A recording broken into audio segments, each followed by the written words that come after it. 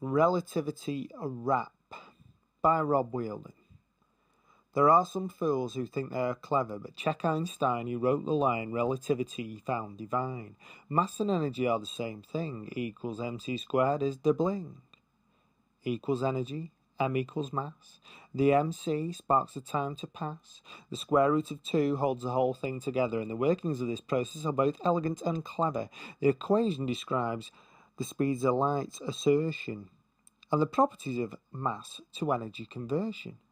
From the well of gravity springs space-time, the structure of which creates the world line.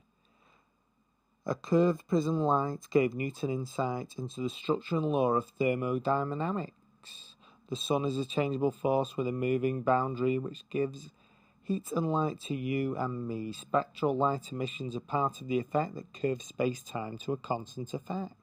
With energy, the world resounds. There's always motion where light is found. E and mc squared get it together and create all kinds of cosmic weather. Photons and electrons perform the trick that lets the clockwork universe tick. It's not clockwork. Newton's bucket is wrong, but try making that into a song.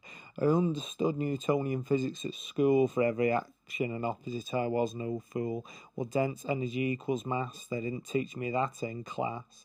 Compressed energy is released in a dance. Physical activity not left to chance. All the sums must balance out, and that's what stars are all about. Nuclear fusion will cause no confusion if you get over the simple delusion that everything is in a fixed state.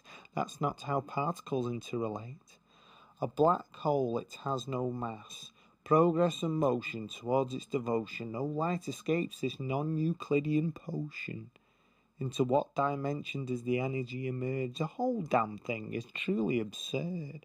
Now please don't see this as a retraction. Let me illustrate this action.